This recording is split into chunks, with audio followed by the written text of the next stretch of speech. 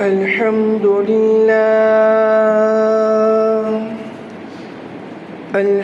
لله نحمده ونستعينه ونستغفره ونؤمن به ونتوكل عليه ونعوذ بالله من شرور أنفسنا ومن سيئات أعمالنا من يهده الله فلا مضل له ومن يضلل فلا هادي له ونشهد أن لا إله إلا الله وحده لا شريك له ونشهد أن سيدنا ومولانا محمدا عبده ورسوله أما بعد أعوذ بالله من الشيطان الرجيم بسم الله الرحمن الرحيم لقد من الله على المؤمنين إذ بعث فيهم رسولا من أنفسهم يتلو عليهم آياته ويزكيهم ويعلمهم الكتاب والحكمة وإن كانوا من قبل لفي ضلال مبين وقال النبي صلى الله عليه وسلم إنما بعثت معلما أو كما قال عليه الصلاة والسلام صدق الله مولانا العظيم وصدق رسوله النبي الأمي الكريم ونحن على ذلك لمن الشاهدين والشاكرين والحمد لله رب العالمين رب اشرح لي صدري ويسر لي أمري واحلل عقدة من لساني يفقهوا قولي رب زدني علما رب زدني علما رب زدني علما سبحانك لا علم لنا إلا ما علمتنا إنك أنت العليم الحكيم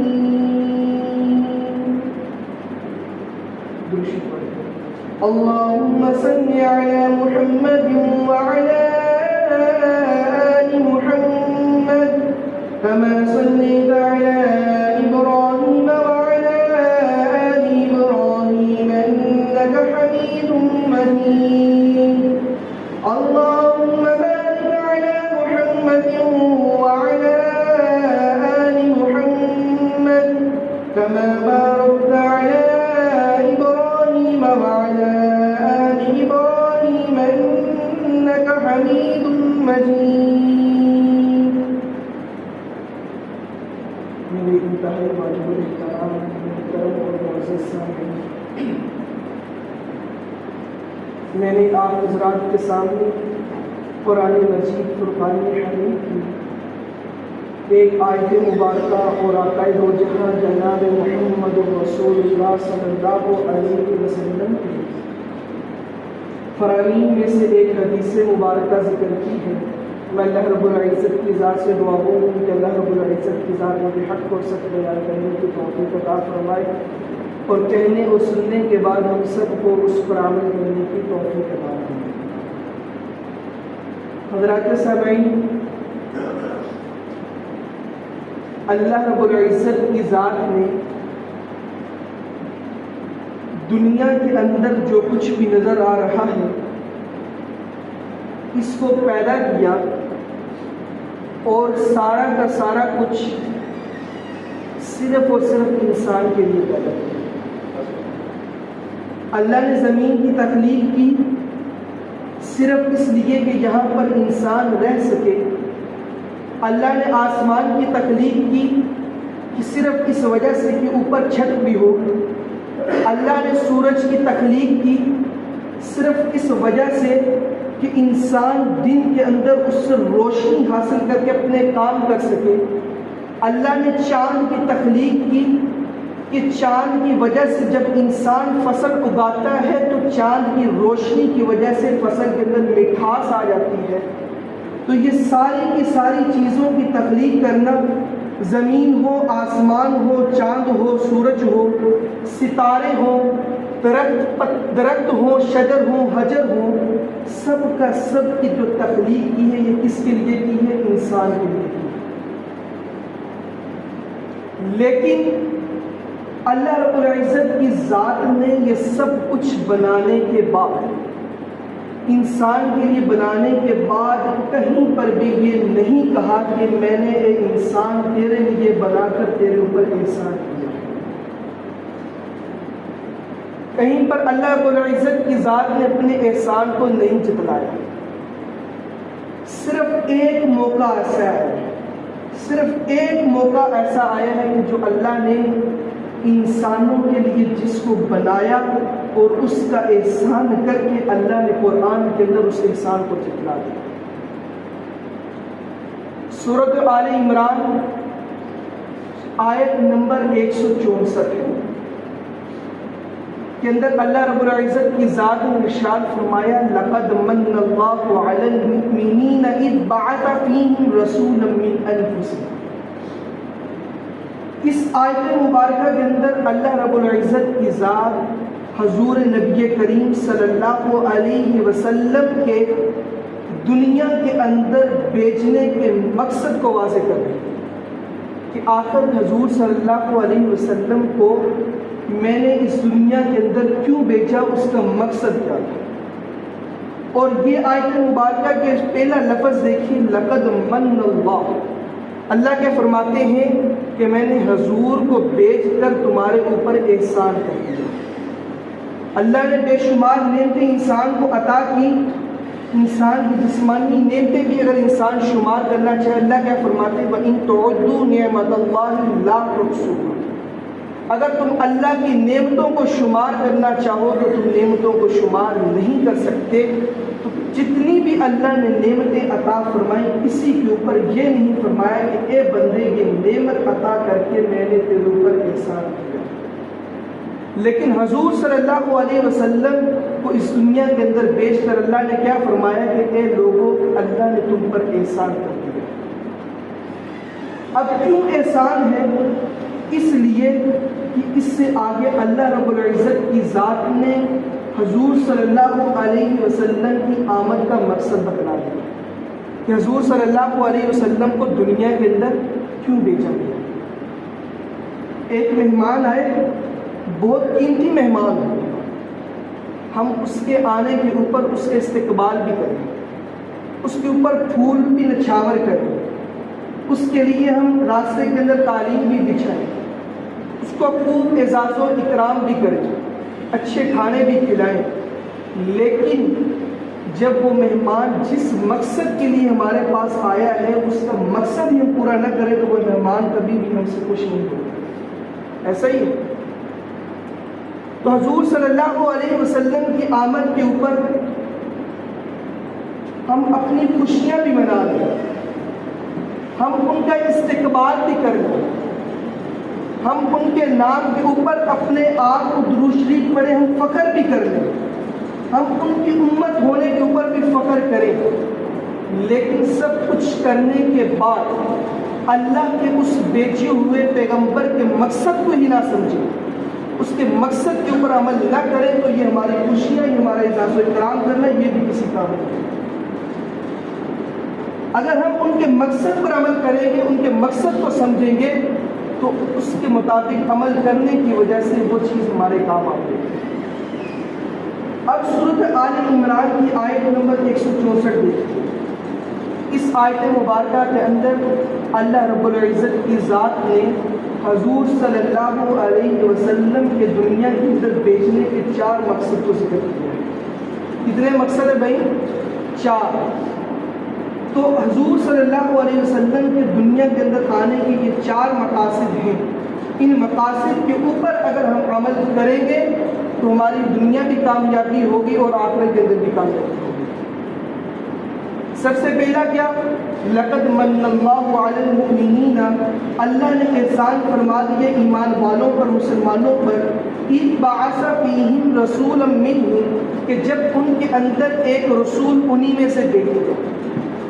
اب یہاں پر بھی یہ دیکھنے کی بات ہے کہ اللہ نے جو رسول بھیجا ہے وہ بھی انہی لوگوں میں سے بھیج دیا۔ عرب کا معاشرہ ہے، عرب کے لوگ ہیں، اس کے اندر اللہ نے ایک رسول بھیجا، عربیوں میں سے بھیج دیا۔ کیوں؟ وجہ کیا؟ یہاں پر مفسرین نے یہ نقطہ لکھا ہے کہ اگر نبی کسی اور قوم سے آتا اور وہ آ کر ان اہل عرب کو دعوت دیتا تو وہ لوگ یہ کہہ سکتے تھے کہ یہ تو ہمارے جیسا ہے ہی نہیں، یہ ہمارے اوپر آ کر کیسے حکم چلا سکتے۔ تو اس لیے اللہ نے انہی میں سے بھیجا ایک رسول کہ بھائی تمہارے سامنے یہ 40 سال یہ بندہ اپنی زندگی گزار رہا ہے، 40 سال اس نے آپ کے سامنے اپنا کردار رکھا ہے، 40 سال کے اندر کبھی اس بندے نے جھوٹ نہیں بولا، کبھی اس نے کسی کے ساتھ دھوکہ دہی سے کام نہیں کیا۔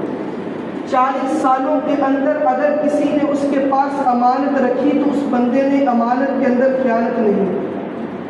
40 سال کا کردار تمہارے سامنے ہے، اس کے بعد وہ جب نبوت کا دعویٰ کرتا ہے تو اسی لیے اللہ نے بھیجا تھا انہی میں سے کہ تم اس کی سیرت سے واقف ہو، اس کی زندگی سے واقف ہو۔ تو جس بندے سے انسان واقف ہوتا ہے اس سے مانوس جو ہوتا ہے وہ جلدی ہوتا ہے، اس کی طرف انسان کی رغبت جلدی ہوتی ہے۔ اللہ تعالیٰ نے حضور صلی اللہ علیہ وسلم کو بھیجا۔ سب سے پہلے کیا فرمایا؟ اذ بعث فیہم رسولا منہم یتلو علیہم آیاتہ، کہ رسول اللہ صلی اللہ علیہ وسلم کا دنیا کے اندر آنے کا سب سے پہلا مقصد کیا ہے کہ آپ لوگوں کے سامنے قرآن کی تلاوت کریں، لوگوں کو قرآن کی آیات پڑھ پڑھ کر سنائیں۔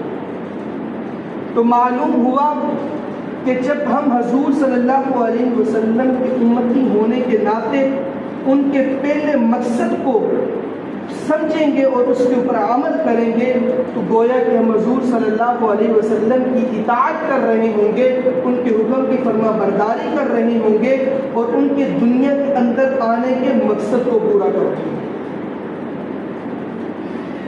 اب اگر کوئی یہ کہے کہ صرف اور صرف انسان قرآن پڑھے، تلاوت کرے، اس سے کیا حاصل ہوگا؟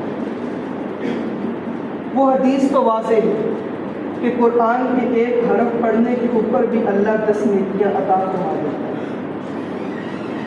اگر انسان نے الف لام میم پڑھا تو یہ 3 حرف ہوئے، اللہ تعالیٰ اس کے اوپر بھی 30 نیکیاں عطا فرما دیتا ہے۔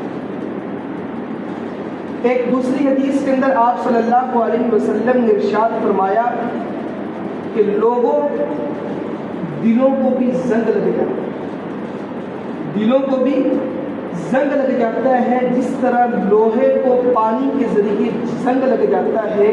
تو دلوں کے زنگ کو دور کرنے کا طریقہ کیا ہے؟ فرمایا کہ نمبر 1 اللہ کے قرآن کی تلاوت کرو، اور نمبر 2 کیا کیجئے؟ آپ ذکر اللہ کو کثرت سے کیجئے۔ تو قرآن کی تلاوت جب ہم کریں گے تو ہمارے دلوں سے زنگ اتر جاتا ہے۔ اب ہمیں کیسے معلوم ہوا ہوگا کہ ہمارے دلوں کے اوپر زنگ لگا ہوا ہے یا نہیں لگا، ہمارے دل صاف ہے؟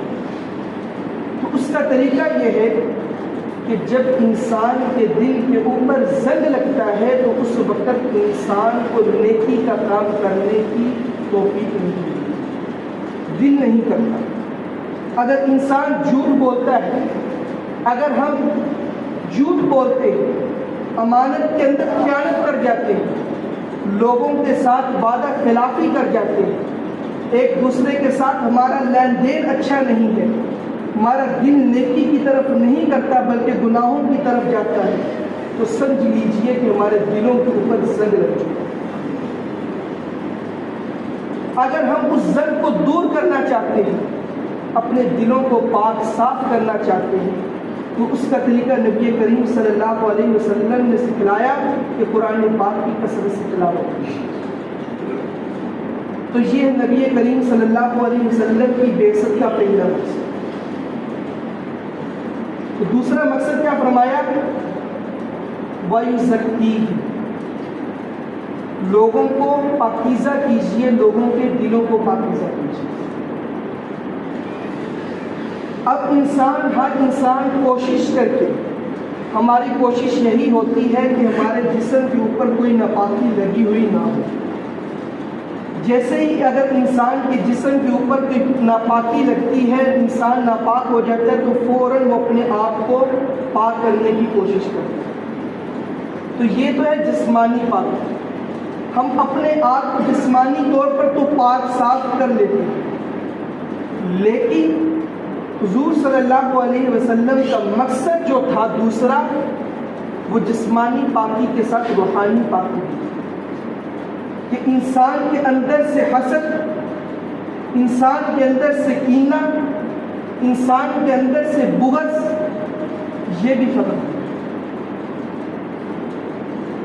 اگر ہمارے دلوں کے اندر حسد نہ رہے،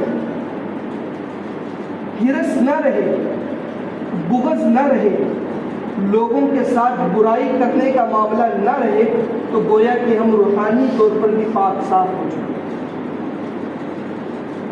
اور اگر ایک انسان کے دل کے اندر یہ چیزیں ہیں، ایک انسان کی ذات کے اندر یہ چیزیں موجود ہیں، وہ حسد بھی کرتا ہے، کینہ بھی رکھتا ہے، بغض بھی اس کے دل کے اندر آ جاتا ہے، اور اس کا دل نیکی کی کاموں کی طرف بھی نہیں جاتا، تو اس انسان کو یہ چاہیے کہ وہ اپنی اصلاح کرے، وہ اپنے آپ کو ٹھیک کرے، وہ دیکھے کہ قرآن و حدیث کے اندر، قرآن و سنت کے اندر اس کا حل کیا موجود ہے۔ کسی عالم کے پاس جائے، کسی پڑھے لکھے بندے کے پاس بیٹھے، اس سے سمجھے کہ میرے بھائی یہ میری یہ بیماری ہے، اس کو ہم کیسے ٹھیک کر سکتے ہیں۔ اگر کسی کو جسمانی بیماری لگ جائے تو ہم فوراً ڈاکٹر کے پاس رجوع کرتے ہیں، بخار آ جائے، سر درد ہو جائے، پیٹ درد ہو جائے، یا کوئی اور بیماری آ جائے، فوراً ہم ڈاکٹر کے پاس بھاگتے ہیں، اس سے علاج کرواتے ہیں۔ لیکن مسلمانوں کہ جب ہماری باطنی بیماریاں سامنے آتی ہیں، جب ہماری اندر کی بیماریاں سامنے آتی ہیں، اس وقت ہم کسی ڈاکٹر کے پاس، کسی مصلح کے پاس، کسی طبیب کے پاس کیوں نہیں جاتے؟ جیسے انسان کو اپنی جسمانی بیماریوں کے لیے بےتاب ہو جاتا ہے، اس کا علاج کرواتا ہے، تو جب ہماری روحانی بیماریاں ہوں تو اس کے لیے بھی ہمیں علاج کرنا ہے۔ تو یہ حضور صلی اللہ علیہ وسلم کی بعثت کا دوسرا مقصد ہے، تو لوگوں کی اصلاح کرنا۔ اگر یہ چیز ہمارے اندر موجود ہے تو سمجھ لیجئے کہ ہم حضور صلی اللہ علیہ وسلم کی دنیا کے اندر جو بھیجنے کا مقصد تھا، اس مقصد کو ہم پورا کر رہے ہیں۔ اور تیسری چیز، وَيُعَلِّمُهُمُ الْكِتَابَ، کہ آپ صلی اللہ علیہ وسلم کا دنیا کے اندر آنے کا مقصد کیا تھا؟ لوگوں کو کتاب اللہ کا سکھانا، لوگوں کو کتاب اللہ کا سکھانا۔ اب ہم قرآن پاک پڑھتے تو ہیں، قرآن پاک کے اندر ایک حکم آ گیا، اقیم الصلاۃ، نماز قائم کرو۔ اب اس نماز کی تفصیلات ہمیں قرآن سے نہیں ملی کہ ایک نماز کے اندر رکعتیں کتنی ہیں، نماز کو آپ نے ادا کیسے کرنا ہے۔ تو یہ سارا کا سارا اگر ہمیں طریقہ ملے گا تو وہ حضور صلی اللہ علیہ وسلم کی احادیث مبارکہ سے ہے۔ حضور صلی اللہ علیہ وسلم کا یہ تیسرا مقصد جو ہے، وَيُعَلِّمُهُمُ الْكِتَابَ، کتاب کو سکھانا، یہ کیا حضور صلی اللہ علیہ وسلم کی احادیث مبارکہ ہے۔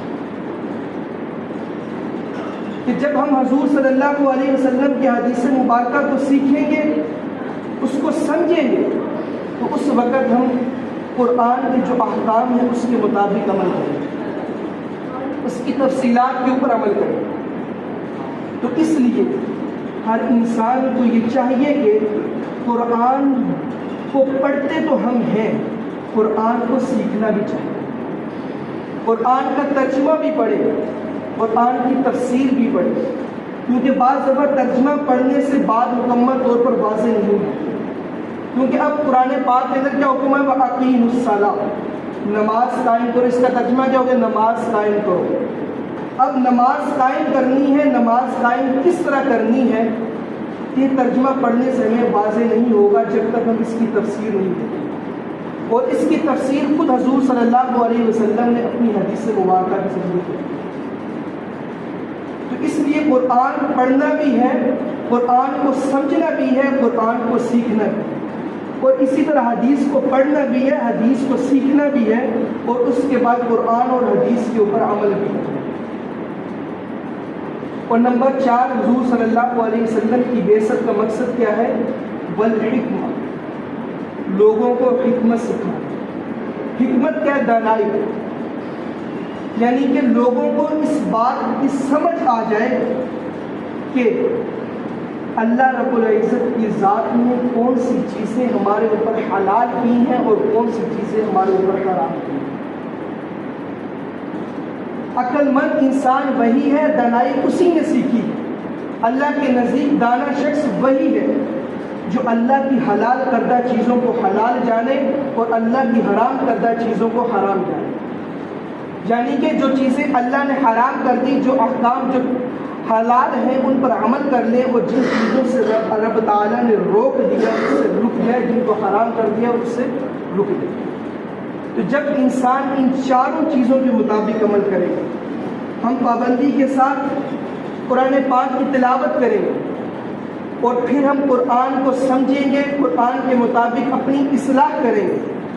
اگر ہم خود نہیں کر سکتے تو کسی مصلح کے پاس جائیں گے، کسی معالج کے پاس جائیں گے، اور اپنے اندر کی اصلاح کروائیں گے، اور قرآن و حدیث کو سمجھ کر اس کے مطابق عمل کریں گے، اور اللہ کی حلال کردہ اور حرام کردہ چیزوں کو سمجھ کر اس کے مطابق عمل کریں گے، تو گویا کہ حضور صلی اللہ علیہ وسلم کی بعثت کے جو اللہ رب العزت کی ذات نے سورہ آل عمران کی آیت نمبر 164 کے اندر 4 مقصد واضح کر دیے، ہم گویا کہ حضور صلی اللہ علیہ وسلم کی اس مقصد کے اوپر عمل کرنے والے ہیں۔ اور جب ہم ان مقاصد کے اوپر عمل کریں گے تو انسان یہ تصور کر لے کہ میں الحمدللہ اللہ کی طرف سے ہدایت پر ہوں، میں ہدایت کے راستے پہ چل رہا ہوں۔ اگر ہم ان مقاصد کے اوپر عمل نہیں کریں گے تو انسان یہ سوچ سکتا ہے کہ ہدایت کا جو اپوزٹ ہے وہ کیا آتی ہے، گمراہی آتی ہے، کہ ہم گمراہی کے راستے پہ چل رہے ہیں، ہمیں اپنی اصلاح کی ضرورت ہے۔ اللہ رب العزت کی ذات سے دعا ہے کہ اللہ رب العزت کی ذات ہمیں حضور صلی اللہ علیہ وسلم کی بعثت کا جو مقصد ہے اس کو سمجھ کر اس پر عمل کرنے کی توفیق عطا فرمائے۔ وآخر دعوانا الحمدللہ رب العالمین۔